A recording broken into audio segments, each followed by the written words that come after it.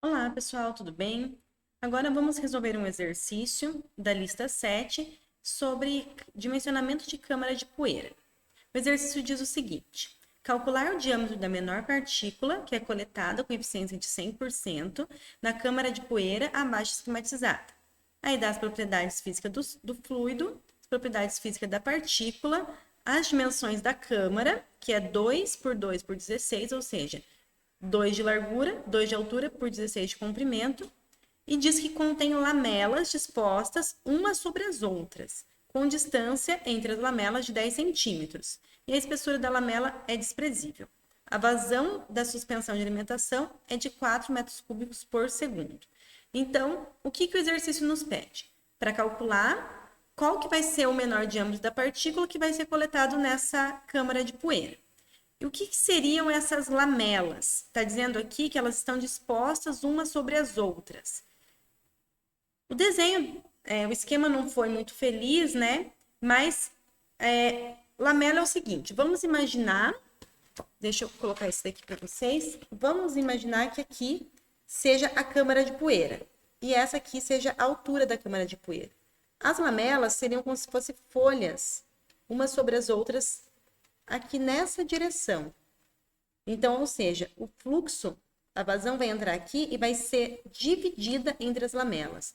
As lamelas são como se fossem folhas, lâminas, né? Umas sobre as outras, distribuídas na altura da câmara de poeira, onde a vazão vai entrar e vai se dividir pelas lamelas.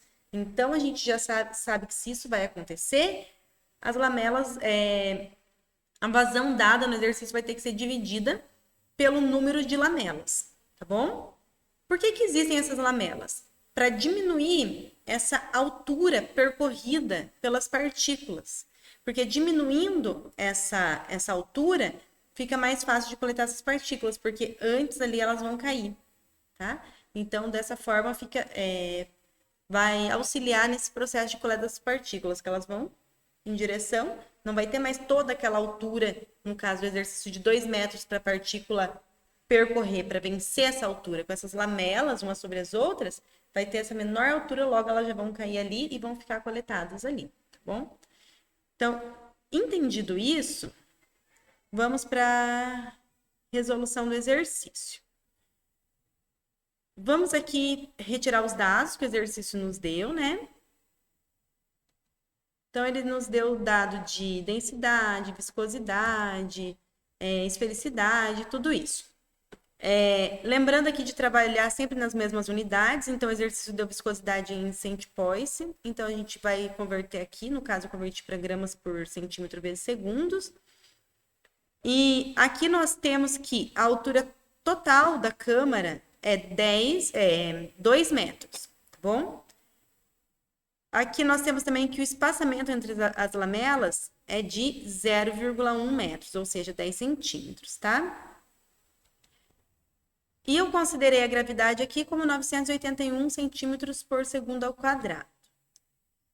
Então, vamos para a resolução do exercício. Primeiro, nós temos que saber qual que vai ser a quantidade desses compartimentos. Na verdade, não é a quantidade de lamelas, né? É a quantidade de compartimentos que vão passar ali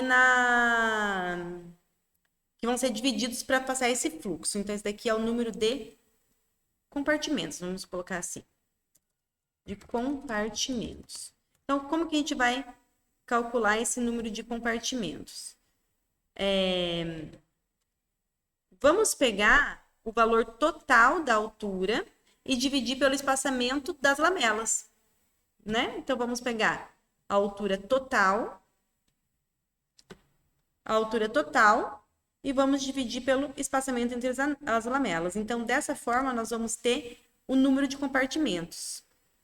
E qual que vai ser a altura de cada compartimento? A altura de cada compartimento vai ser exatamente o espaçamento das lamelas. Então, a altura do compartimento é igual ao espaçamento das lamelas.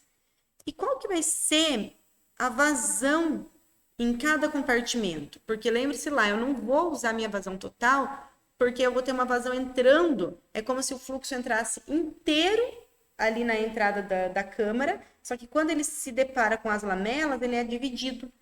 Então, ele vai ser dividido pelo número de compartimentos, né? Então, a vazão, eu vou usar essa vazão total e vou dividir pelo esse número de compartimento. Ou seja, em cada compartimento vai estar sendo chegando essa vazão em cada compartimento. Então, é isso que a gente tem que usar para os cálculos. Então, os nossos cálculos vão se basear nisso daqui. A altura de compartimento e vazão de cada compartimento, tá bom? As outras dimensões da câmara não mudam, por quê? A largura vai continuar sendo a mesma e o comprimento também vai continuar sendo o mesmo. Então, aqui nós podemos calcular considerando duas formas, né? Podemos considerar o regime de Stokes e podemos considerar que não é regime de Stokes. O que vai mudar nos cálculos? Primeiro, quando a gente considera que o regime é de Stokes, a gente está assumindo que o Reynolds está naquela faixa do regime de Stokes, que é entre 0 e 1. Então, se a gente assume isso, de repente, se a gente não conhece o processo e já vai assumir isso, talvez a gente vai estar correndo um risco. Só que a gente sabe que câmara de poeiras vai ter que trabalhar com um regime... não vai poder trabalhar num regime turbulento, uma velocidade de escoamento tão alta, porque senão não vai dar tempo de permanência das partículas na câmara de poeira para que elas se depositem ali. Então, assim, até que é um risco baixo da gente assumir esse regime de Stokes, tá bom? Então, assumindo o regime de Stokes, nós vamos utilizar lá a equação que é dada lá na aula de câmara de poeira. Qual que é essa equação?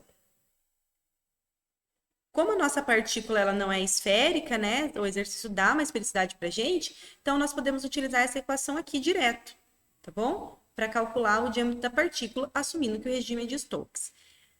Para fazer isso, o que nós vamos considerar? Aqui onde a gente tem esse H, que é a altura, nós vamos considerar a altura de cada compartimento. Aqui onde nós temos o Q, que é a vazão, nós vamos considerar a vazão de cada compartimento também, tá bom? É como se fossem, na verdade, mini câmaras de poeiras, como se elas estivessem separadas. E a partícula, o diâmetro de partícula que vai ser coletado num compartimento também vai ser coletado no outro compartimento, porque a vazão é a mesma, a velocidade é a mesma, né? Então, o comprimento é o mesmo, a largura é a mesma. Então, assim, o diâmetro que a gente calcular vai servir para todos os compartimentos, tá bom? O que nós temos que calcular aqui? Esse K1. E esse K1 vai ser dado lá pela equação da aula da dinâmica da partícula. Esse K1 vai ser dado por... Vamos ver aqui. Esse K1 vai ser dado por essa equação aqui, ó. Essa equação 51, que é da aula da dinâmica da partícula. Então, aqui nós vamos só levar em consideração a esfericidade da partícula, certo? Então, aqui a gente puxou a célula de esfericidade da partícula. Agora, nós temos que calcular esse diâmetro da partícula. E para calcular esse diâmetro da partícula assumindo o regime de Stokes, então nós vamos pegar aqui a nossa aula. Para assumir o regime de Stokes, nós vamos levar em consideração aqui a viscosidade cinemática do fluido. Então, vamos lá, lembrando sempre das unidades, né? Então, viscosidade cinemática, a altura, que no caso é a altura do compartimento, a vazão, que é a vazão também do compartimento, tá? Vamos levar, só prestem atenção no seguinte, né? Eu coloquei a altura em metros, só que quase todas as minhas outras unidades, elas estão em centímetro. Então, o que eu fiz aqui? A altura eu multipliquei por 100 para dar em centímetro, tá? Só que daí depois aqui, a vazão, eu deixei ela em metros cúbicos, por quê? Porque aqui embaixo nós vamos dividir pelo volume, vazão por volume. Então, a vazão eu deixei por metros cúbicos por segundo e o volume eu também deixei em metros cúbicos. Então, aqui a gente vai cortar essa unidade. Então, fazendo dessa forma e deixando o H aqui em centímetros e todo o resto aqui das unidades em centímetro também, onde tem unidade de comprimento, a gente vai obter esse diâmetro em centímetro, tá? Então, lembrando de ter esses cuidados aqui. Eu fiz essa mistura de unidades, eu me responsabilizei e já fiz a conversão aqui. Se para vocês ficar mais fácil, vocês já podem converter tudo antes, deixar tudo na mesma unidade, tá bom? Seja metro, seja centímetro. Então, aqui a gente continua essa nossa multiplicação. Aqui embaixo ele divide por K1, tá chamando a célula K1 aqui, dividindo por K1, que multiplica a diferença entre as densidades da partícula e do fluido. Então, aqui a multiplicação entre as densidades da partícula e do fluido, que multiplica a gravidade. Então, tá aqui a gravidade, e que multiplica o volume da câmara. Quem que é o volume da câmara? São os lados da câmara multiplicado, né? Então, aqui vai ser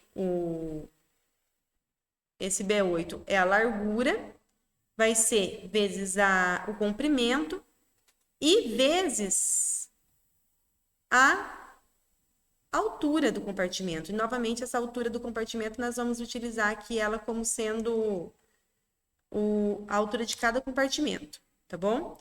Então, dessa forma, nós vamos chegar ao diâmetro da partícula, convertendo em micrômetros aqui, igual a 9,64 micrômetros. Esse é o menor diâmetro de partícula que vai ser coletado nessa câmara de poeira com esse comprimento. Vejam que não é um comprimento pequeno, são 16 metros de comprimento, né? Então, é considerável aí. Agora sim, vamos... como o exercício não disse pra gente se era regime de Stokes ou não, vamos considerar que não seja regime de Stokes, né? Sem considerar esse regime de Stokes, vamos ver o que a gente obtém como resultado. Então, o exercício diz lá pra gente que vai ser uma coleta de 100% de eficiência, né? Então, se é 100% de eficiência, o que nós vamos fazer? Nós podemos pegar aqui a equação da eficiência. Então, a eficiência vai ser igual a 1, certo? Então, se a eficiência é igual a 1. Agora, nós podemos isolar aqui essa velocidade terminal dessa equação aqui. Então, vai ser eficiência vezes a vazão dividido pelo B vezes a largura vezes o comprimento, né? Então, vamos lá. Então, vai ser eficiência vezes a vazão de cada compartimento, a gente está trabalhando, dividido pela largura vezes a altura. Dividido pela largura vezes a altura. Então, assim, a gente chega na velocidade terminal da partícula, só convertir aqui embaixo agora para centímetros por segundo, beleza? Então, chegamos nessa velocidade terminal da partícula. E agora, para calcular o diâmetro da partícula, são aquelas equações que nós já vimos na aula de dinâmica da partícula. Temos a velocidade terminal, nós vamos utilizar a equação de CD sobre Reynolds para calcular, depois chegar e calcular o Reynolds. Então, qual que é a equação CD-Reynolds? Equação CD-Reynolds é essa equação 42 aqui, que nós vamos levar em consideração aqui a viscosidade do fluido, as densidades e a velocidade terminal, né?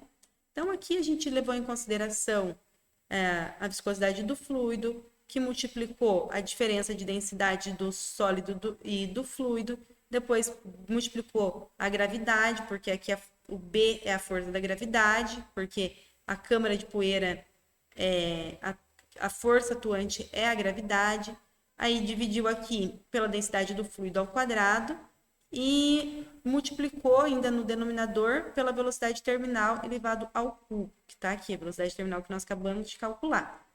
Então, assim, a gente vai obter esse CD Reynolds.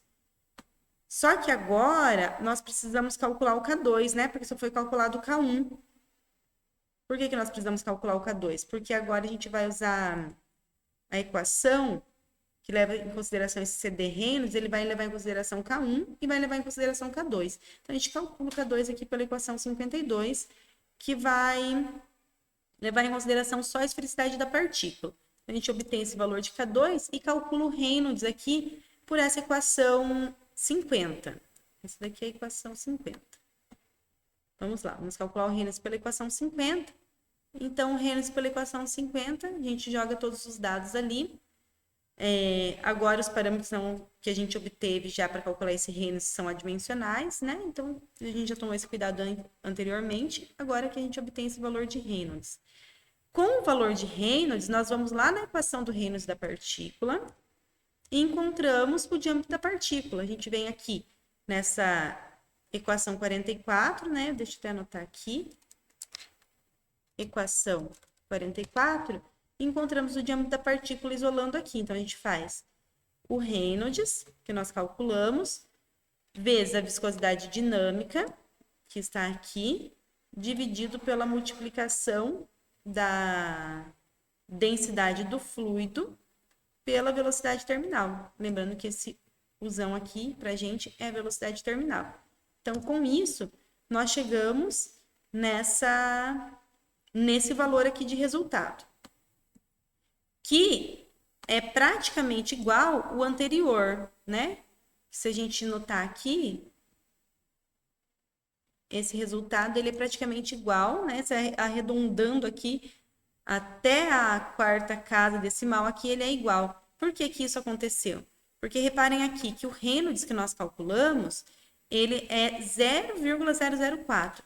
E o regime de Stokes é de um Reynolds maior que 0 e menor do que 1. E esse Reynolds aqui, ele está nessa faixa, né? Então, se ele está nessa faixa, logo os resultados têm que convergir aqui do regime de Stokes. E quando a gente não considera o regime de Stokes, na verdade, as equações são válidas também para a faixa de Reynolds que está dentro do regime de Stokes.